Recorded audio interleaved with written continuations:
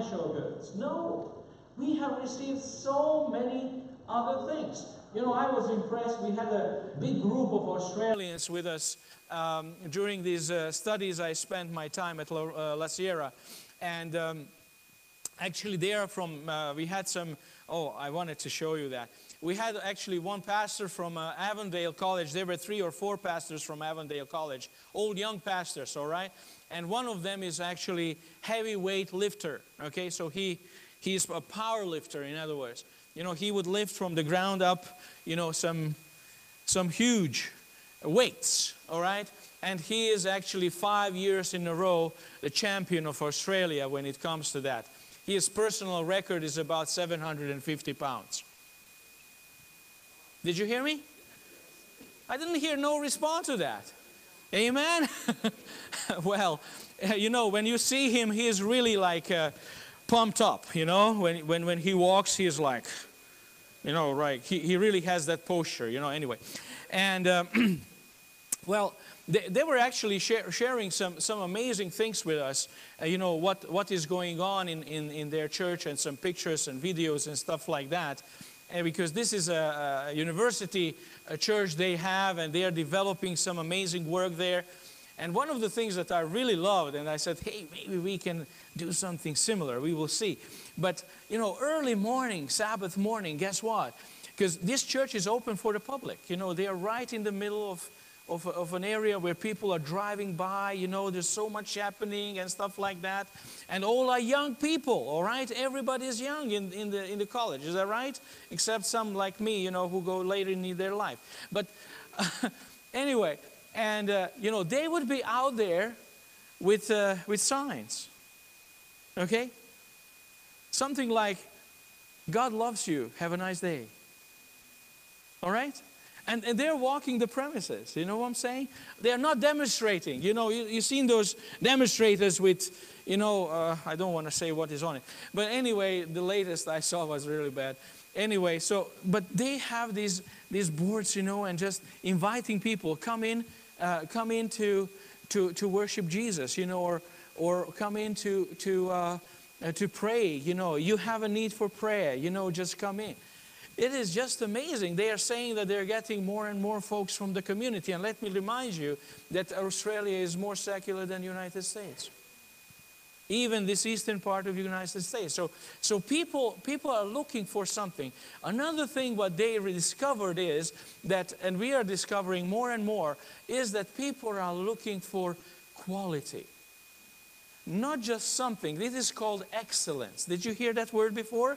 Excellence? So when you come to the church, you know that you are going to get the best. All right? Why? Because we want to give the best to whom? To God. Is that right? You're not giving a mediocre thing. You know, well, and I was very impressed. You know, I can talk about this for a whole day. I have to get back to my my slides and everything. But one thing that really impressed me, at Crosswalk Church, where we spend the Sabbath morning, they have 3 services. They start the first one at 9 o'clock, the second one is at 10:30, and the third one is at noon. So they have 3 services. They have about 2,000 members. 3 services, 2,000 members. Their Sabbath school class is like this big for children. For children, this big, like this church, okay? And it is, you know, you have a set there pretty much with houses, and I have all the pictures, I can show you. You know, they are all painted beautifully. They have their Sabbath school there, and this is just for this is just for the pre-kindergarten through kindergarten up till grade 4. They're in there, as big as this. Teenagers, they have another room that is bigger than this for their service, and they are just teenagers in there. What do you say about that? A pastor who is preaching for teenagers. I was there, I was listening. You know, the 3 services, okay? So I chose to be in, you know, both places, and then I also observed a lot, because that was the purpose as being there. You know, I said, Lord, this is so amazing. Guess what? Everything is prepared through the week. Everything. And then people come to worship, okay? And all those who are engaged, and by the way, every Sabbath they have a group of volunteers that is bigger than this church membership. You know when did we go there to the church? To meet the staff? 7 o'clock in the morning. We were there 7 o'clock in the morning to meet the staff. And guess what? Everybody was there. 7 o'clock in the morning, the whole staff. And they call it staff. They have about 120 people who are in the staff. And I can talk about this a lot. It is absolutely organized to the last little niche, everything.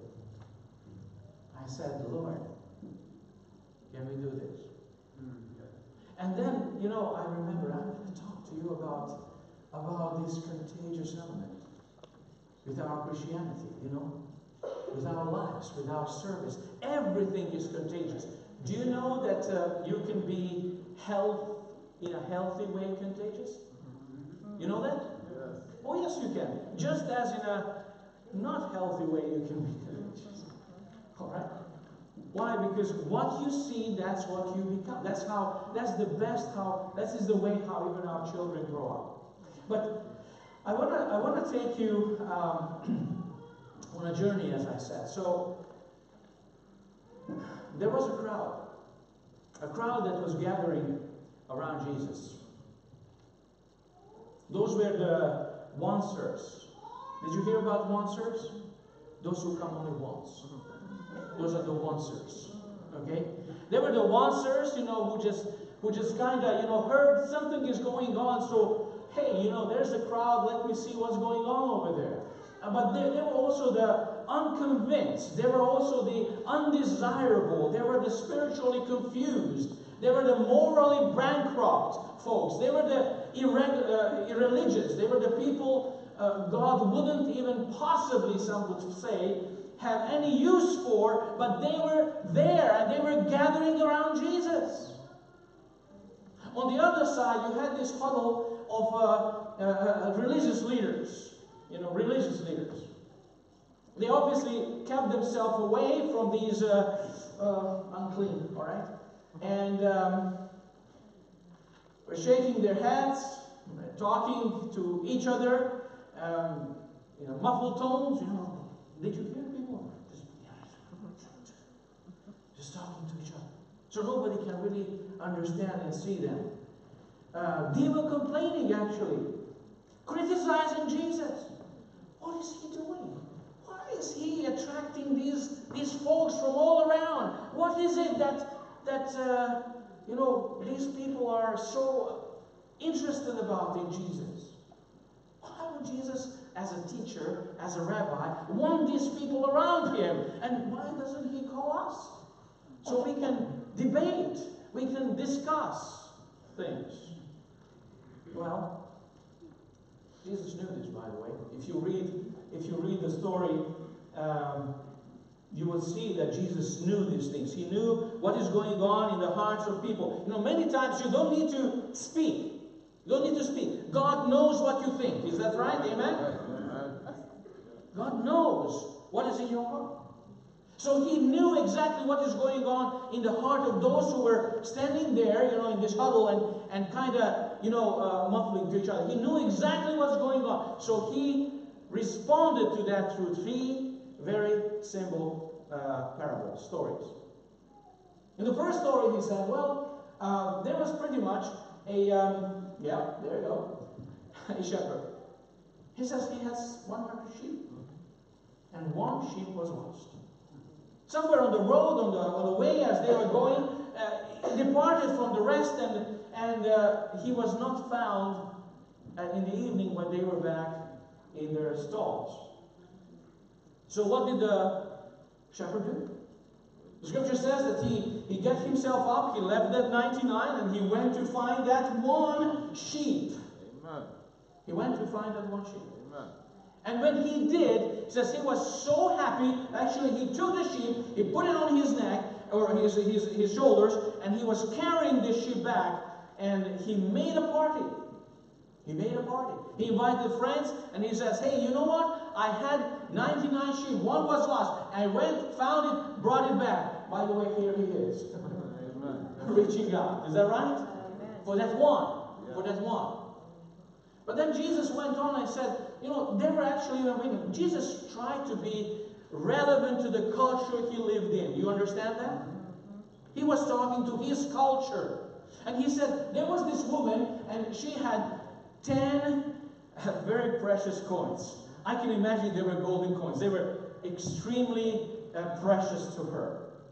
And what happened was that somehow, as I don't know, she was maybe putting it away or something, one has fallen out. And you know, as coins do, they just fall down and then hide. And as Jesus said, well, this woman, when she realized that she has lost one coin out of 10, she went to find it. And in order to find it, she was actually turning over every single piece of furniture. She was cleaning up the whole place just to find it. I said maybe if she had this, what is it called? Metal detector, yes. Maybe she would even use that to find the coin because it was so precious to her. And then finally, Jesus said, you know what? Let me bring this down to you. He says, well, there was actually this man, this father who had 2 sons.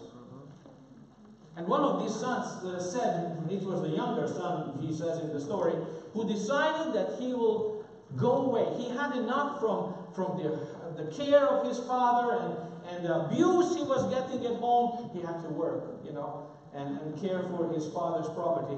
And he says, that's enough. I want my inheritance, and I'm a goner. That's what he did.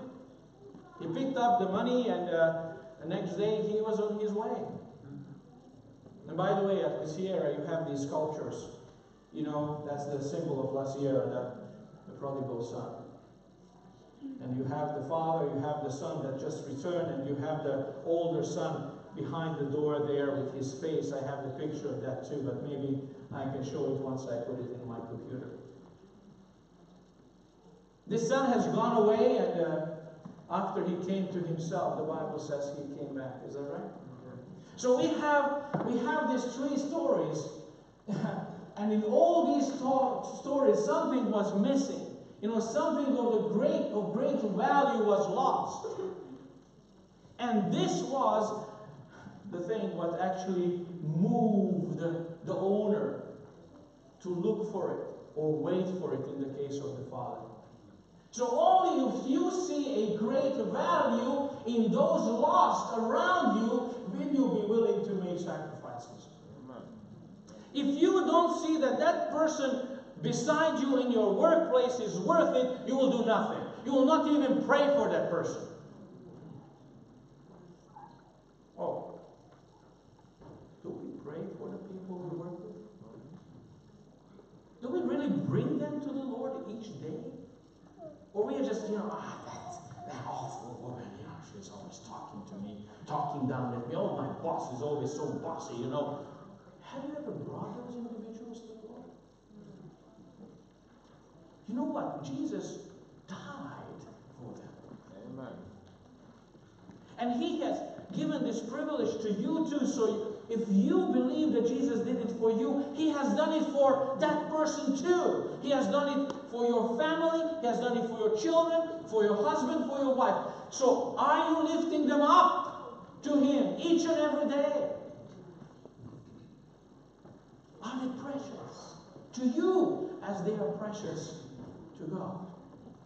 It says if they are precious to God, then as Christians, we should really lift them up to the Lord, saying, hey, Lord, I understand you died for that person, but that person is not behaving, that person is not talking, that person is just not thinking as they should. But don't forget that these individuals are under the curse of sin. How could they? We are too, but we have found something different. We have found something better. Why wouldn't you be intentional? It's interesting, as I mentioned, Crosswalk Church, and as we were talking to the pastor there, you know, I asked him actually. I asked him, if you would want to express with one word, only one word, what is it that your church, as a church congregation, stands on? You know, what is it that guides you? Like, you know, one word, just one word. He said, intentionality. We are intentional about everything. We are intentional about prayer. We are intentional about prayer service. We are intentional about worship service. We are intentional about music.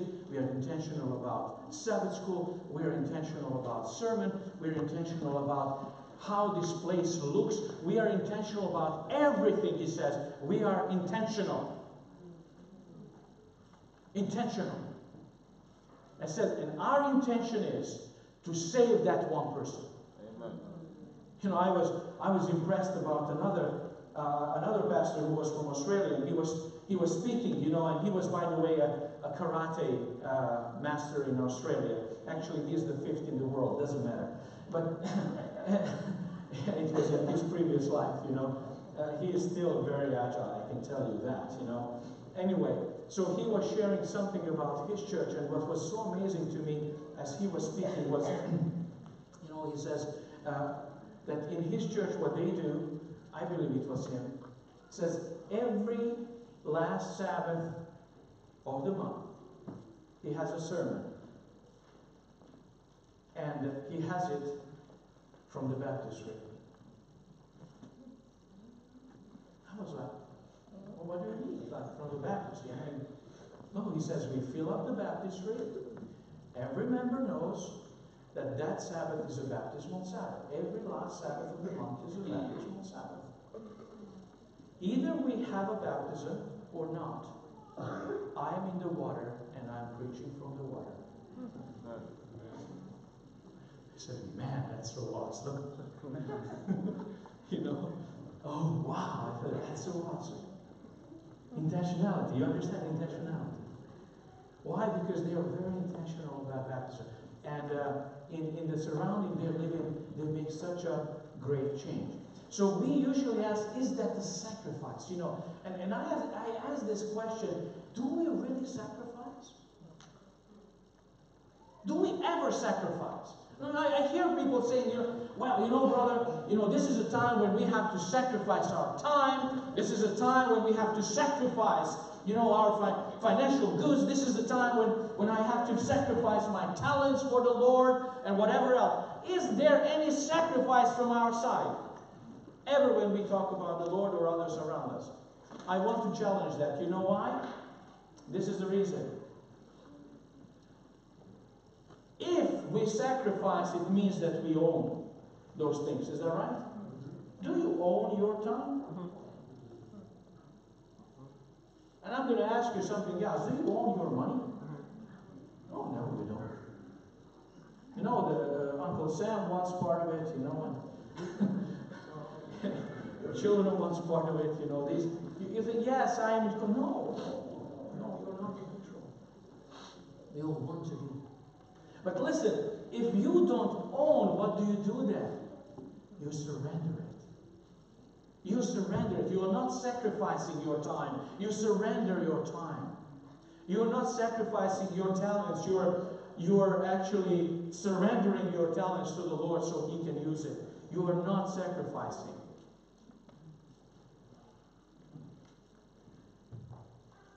Yes. All that was lost actually had a great value to the owner. I'm coming back to Luke chapter 19 where it says, for the Son of Man has come to seek and save that was what? Lost, exactly. So Jesus was sent by His Father, who was the owner. Jesus became somebody who came to this world, and when we say that He sacrificed Himself, He didn't. He just surrendered. Jesus surrendered Himself into the hands of His Father so that the Father does with His life whatever it pleases Him. Because he says very clearly that he did the will of his Father. So there was no will or plan, if I may say, included on his side for our salvation. Now, you see, motivation for your stewardship or steward life is absolutely critical. Many times our stewardship or our service, I like to say, or our care even, in our life is need-driven. What do I mean by that? Well, I'm giving because there is a need to be given. And, somebody would say, well, isn't that all right? There's a need, so, I help out or I do something well.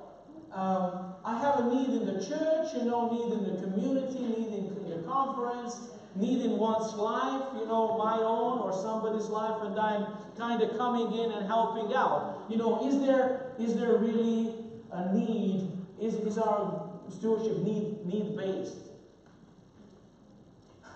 You see, there's a problem with that. You know why? Because it is completely based on the individual, willingness and feelings. This is philanthropy.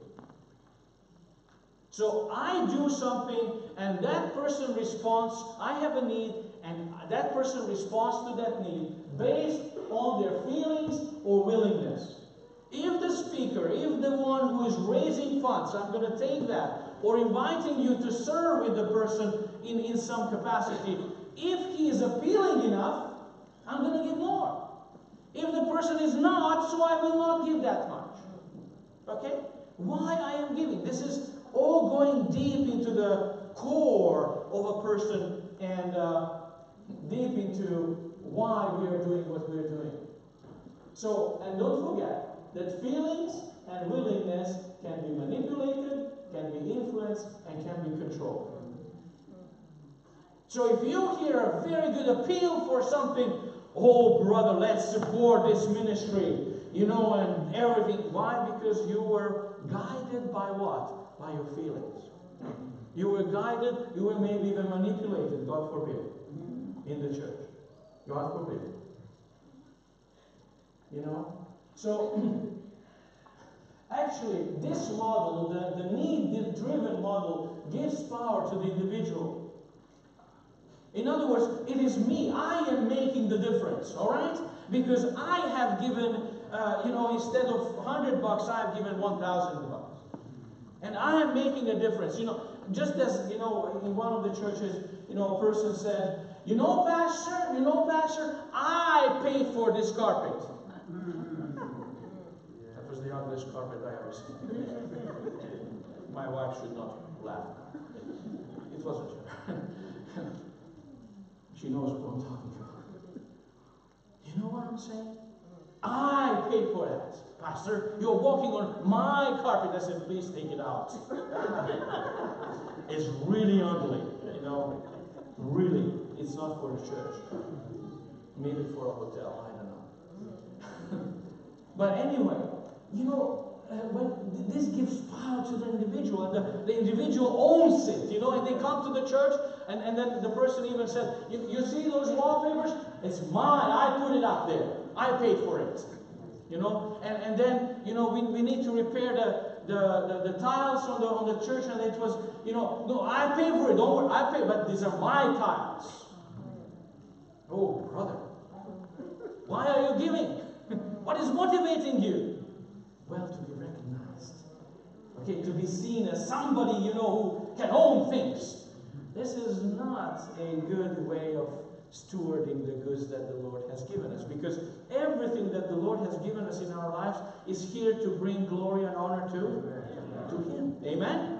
That's why we have it. Please remember that. That's why it's entrusted to us. And I like to say that word. Now, there is this second way of thinking about this, and this is a spirit-driven or spirit-driven model of stewardship. What does this mean? Well, I give because I have been born. I am born again, and I have a born-again heart. Okay? I have accepted Christ in my life. I recognize the great gift that I have received from Christ, who died for my sins, and because of that, out of what? Gratitude. You understand? It's gratitude that is motivating me. It is my love, my returning love for the love I have already received from Him. And this is why I am doing it. So, one gives to God for what He has done for him or her personally. One gives out of gratitude and gratefulness. And one is using God's resources, relying on God and His Spirit to move the heart. But that's what's going on. So in other words, it is a combined relationship. This is a dependent relationship with the Lord for everything in our lives. And I'm asking the Lord, is this where you want me to serve? Is this where you want me to go? Is this what you ask me to do?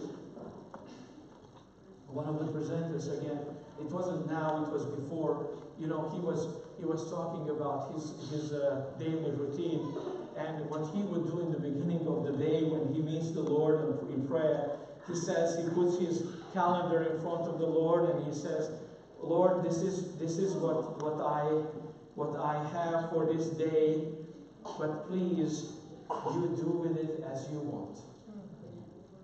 Okay? I have so many places to go. I have so many people to see. Please guide me. If you want me to be there, please help me to be there. If you stop me, then you stop me. If you turn me into another direction, it's fine too. Why? Because I am completely yours. I am your servant. Does that make sense? You see, here is a quote I like very much. It says, I believe that generous giving and wise stewardship are the natural outgrowth of a life devoted to God and Christ. If our lives are devoted to God, devoted to Christ, it says a life of servitude, a life of care, a life of a steward is a natural outgrowth of that. Now, it says, and that is through God's transformation of a person's heart to reflect the image of Christ, that they become generous as Christ is generous. In other words, being a steward is nothing else but going through the discipleship school, and at the end you become a steward as you are sent out to do what Jesus did. That's what it is. You know the WWJD? You heard of it? What is that? Oh, what would Jesus do? That's right. WWJD. What would Jesus do? That's the question we actually need to ask. What is it what Jesus would do in this circumstance, in this particular problem I found myself? If only people would ask that question all the time. But many times, we say, that's the end of it. I can't deal with this anymore. I have to move out from here. I have to do this. I have to do that. Why? Because we have not in connection with Christ. We're not. We want to be, but the world is pulling us away all the time. Listen, we live in a mixture in a pot. We are with this world. How can we not be cooked in this world? That's the question. You put a lobster in there and then just turn on the heat and it's cooked. I don't know. I never ate lobster. That's what they say. That's how it's cooked. And the lobster doesn't feel nothing. It thinks, oh, it's so nice and warm. It's good. And by the time it's very too hot, it's done. If you put it a little bit longer, it's well done. So that's how it goes. And now those bold letters, it says, the focus in raising money then should be upon assisting Christians to honor and obey God, not on the need of the organization. This is powerful. Don't you agree? Why are we gathering offerings? Why are we raising money? Oh, well, we need to support the church. We need to support the organization. Ultimately, yes, but that's not the reason why I am giving. All right? And that shouldn't be the reason why you are giving your tithes and your offerings. It should be for the reason of what? He said that we would assist Christians to honor and obey God. So this is the way how I honor and obey God. This is how I show my love towards Him who has done tremendous things for me. I don't know if you heard about Nelson Sarsi. He actually planted a church in probably the most secular place on the North Coast, and it is Manhattan. Okay, it's Manhattan. It's very hard to plant a church for those who live in Manhattan. I don't know if you knew that. I worked for 6 years in Manhattan, and it was really difficult to work with that population. And I had, a wide range of different kinds of people. And even then, it was tremendously hard. I came here to assist actually a church that was planted in Manhattan. I personally, okay? And I know how difficult it was. I know how people are just closed in. They just live for themselves. They have no connection. Maybe a couple of friends and that's it. They don't know anybody. They don't talk to anybody and don't talk to them. That's pretty much the attitude what people have, all right? And this guy, Nelson Stens, he actually planted a church there. He's an evangelical as far as I know. But this is what he said, and I said, this is very interesting. He says, you will never have a healthy church if you don't have a healthy stewardship service, or system, sorry. A church is made up of disciples. If those disciples are not spiritually healthy, it is impossible for the church to be healthy. I can agree with this. This is pretty much what Ellen White says too. We are all disciples of Christ. It's not just that the elders, the leaders, the pastor are the disciples of Christ. We are all disciples of Christ. Disciple means follower. Is that right? Yeah. You understand that? So we are followers of Christ. So if we are followers of Christ, then it says we have to be healthy. Let me bring this down to you. Some of you are medical professionals in this way or the other. Tell me, when a mother is expecting a child, does it matter what kind of lifestyle the mother lives? Or would that lifestyle impact the child that is in the womb? Absolutely. So what do you think if a Christian is an unhealthy person, spiritual, would that impact his or her work as a Christian for others?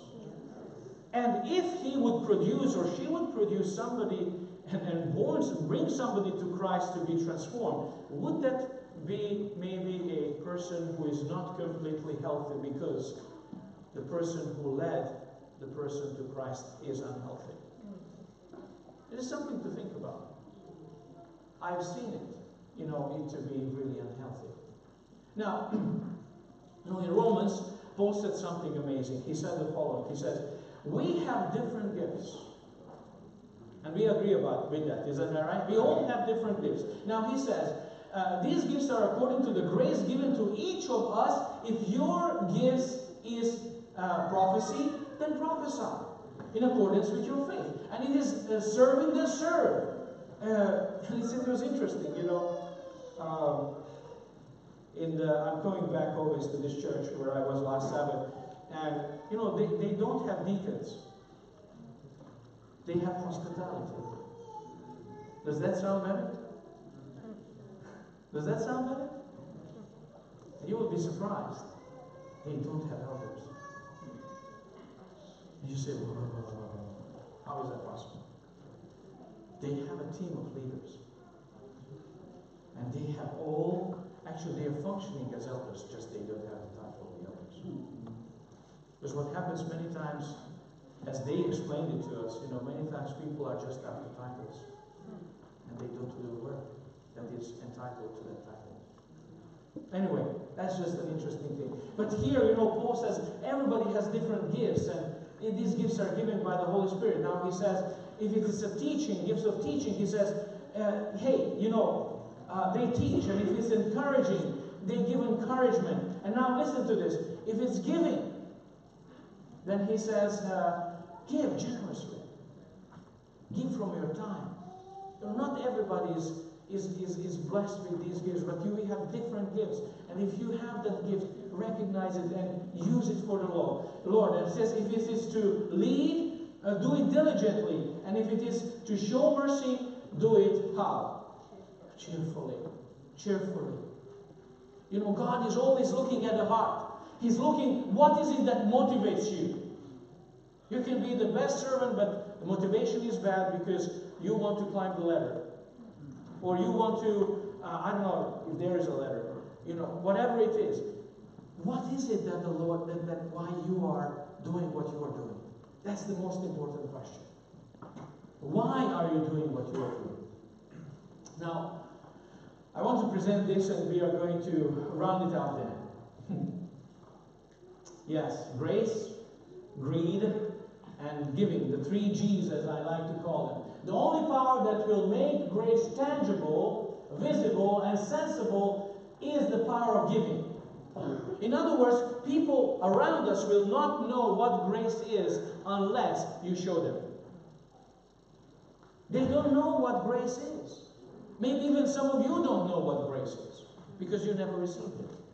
Because you were always punished.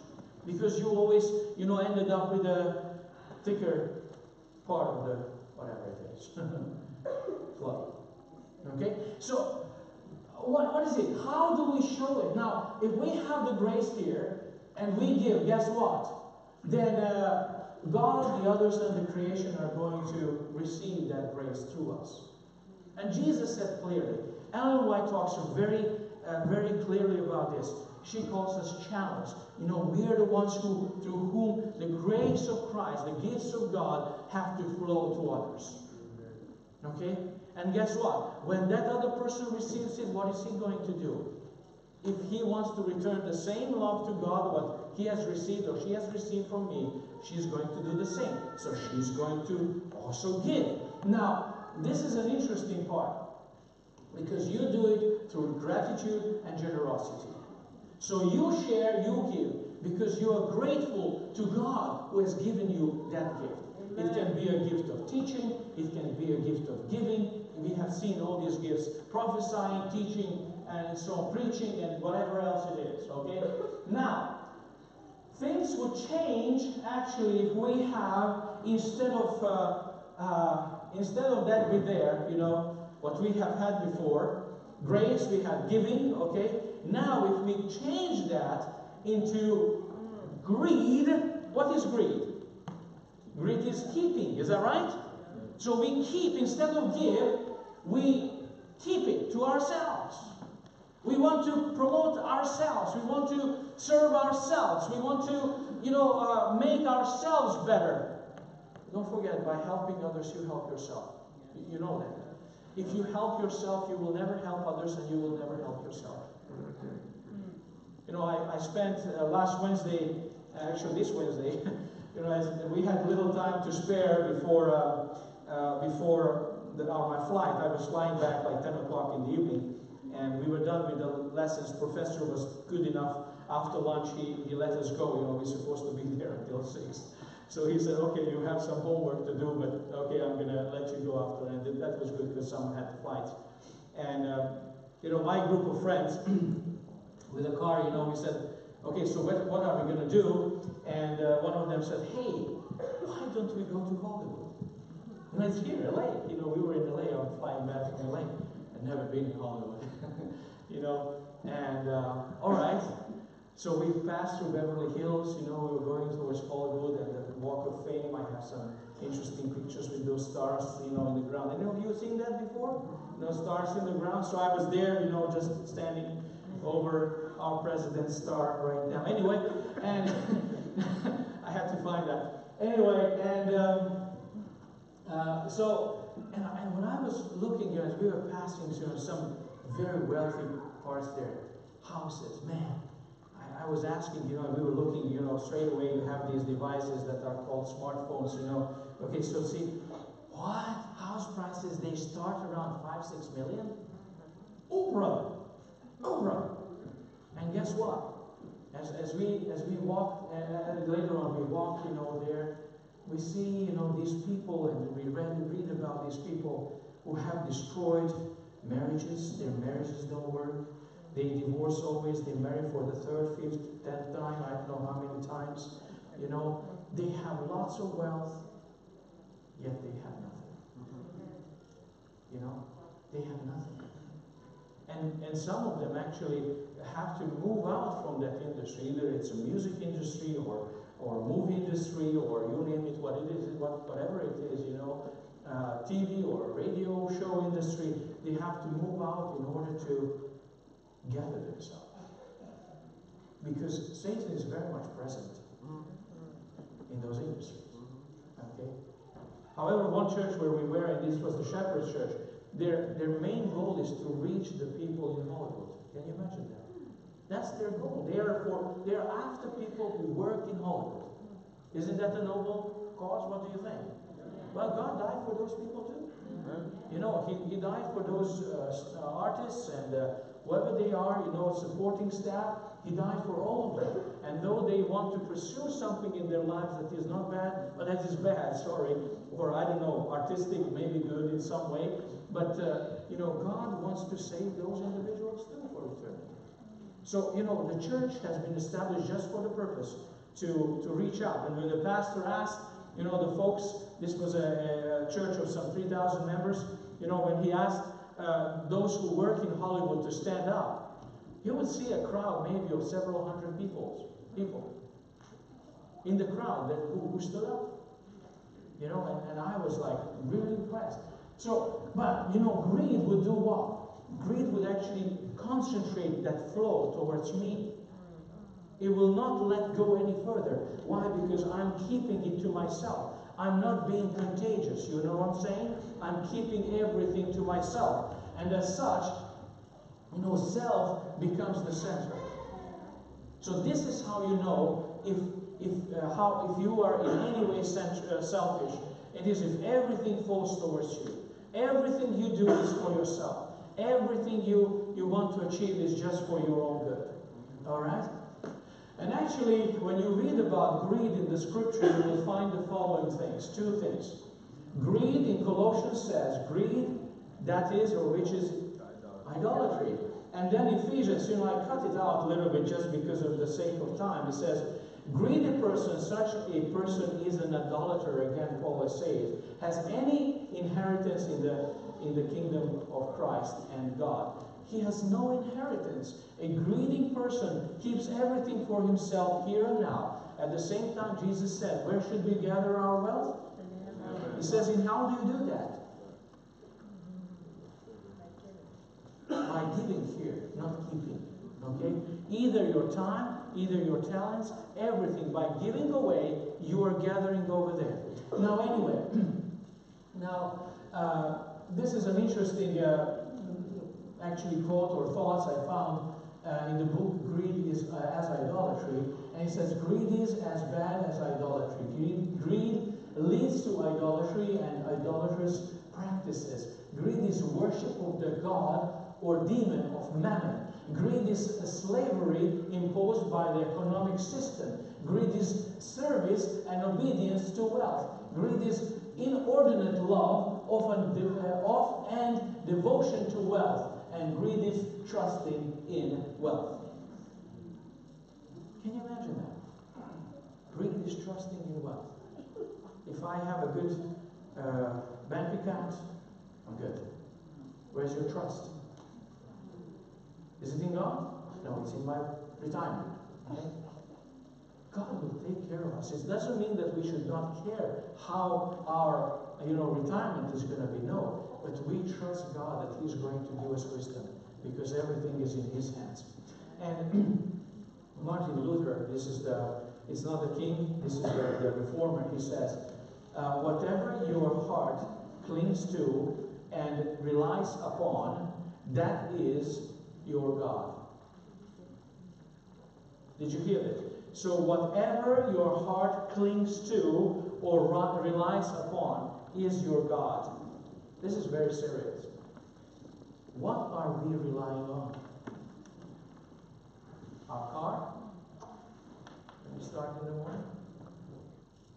What are we clinging to? What is it that really, is important in my life? It says, trust and faith of the heart alone makes both God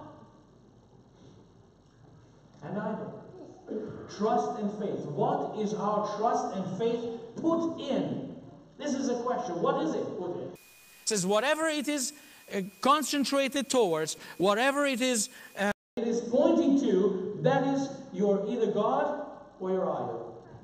If it's God, if God is in the center of your life, it's God, all right? If anything else is in the center of your life but God, it's your idol. And today, we have more idol worshipers than ever before in the human history. Because everybody relies on something more than God. Anyway, the idol is whatever claims the loyalty that belongs to God alone. I believe this is powerful. And as I finish, let me finish with these two texts. Because Peter says something quite amazing. He says, as each one has received a gift, he says, minister it to one another as good shepherds of the manifold grace of God. So if you have received something, how many of us have received never anything from God? How many of us? Don't lift up your hand because you have received life. Okay? What do you do with your life? I believe that is one of the greatest gifts we have ever received. You know why we have received life? To serve. To serve those around us, to serve beyond that with everything we are and everything we have. So what Peter is saying, it's very clear. He says, you shall serve, you who have received something from God, and all of us have received a lot. He says, use it. Use it. Don't wait until God is begging you. Use it. Use it for His honor and His glory. And then Paul comes in 1 Corinthians and he says, let a man so consider us as servants of Christ and stewards of the mysteries of God. We are two things. We are servants of God. As servants, in everything you do, you're serving God. Because, you know, I belong to God and you belong to God. So if I serve you, actually, I am doing the thing what God has given me to do. If you serve me in any way, if you tell me anything to help me in any way, you're serving me. It means that you are doing what God has put on your heart to do. It means that we are serving Him, we are serving each other. But He put something amazing here. He says that we are also stewards, you see, of what? Of what? The mysteries of God. I don't know if you knew, I probably mentioned this on my first presentation about us being stewards. When Ellen White, I went through about 400 different references from the books of Ellen White, and it was such an amazing experience. What I found was tremendously eye-opening. In those 400 references, as I was reading, you know, I was expecting she's going to speak most of the time about us being stewards of financial goods. Isn't that right? That's what most of the people would expect. Stewardship is about money. Is that right? Listen, this was a total revelation for me. The most Ellen White is talking about we are stewards of is the everlasting gospel. That has been given into our, not mine, but our sphere where we should use it. He has given us the good news of the gospel in order to use for the salvation of others around us. That is the greatest gift we have ever received. He has given us a story to share. Are you ready to share that story with someone? Actually, Paul is calling it the mystery of God. This mystery is the plan of salvation. And He has given it to me. He has given it to you. He has given it to you, every child, every adult, everybody in this congregation and beyond. He has given it to you if you learned about it. And you are responsible. How are you going to use it? What are you going to do? Are you going to just dig a hole, shove it in there, put some dirt over it, and done with it? You know, I have it, I'm keeping it to myself. Oh, wait a second, we just went through that. Oh, you're an adulterer. Idolater. Why? Because you just care about yourself. I want to be saved. I don't care about others. Let me go back to the story from the beginning. We had the shepherd and the sheep. We had the woman and the coin. And we had the father and the son. Is that right? Why did the shepherd go out? to find that one lost sheep? Why did that woman go and turn the house around, cleaned and did everything to find that coin? Why did the father wait every single day for his son to come back? Why? Why? Important. There's value in them. There was value in that sheep. There was value in that coin. And there is value in the son. My dear brothers and sisters, my dear friends, there is value in you, and there is a value in every person you know and don't know. And guess what? Jesus died for them too. What are you going to do with that gift that Christ had put in your hands? Will you keep it to yourself? Or will you become contagious?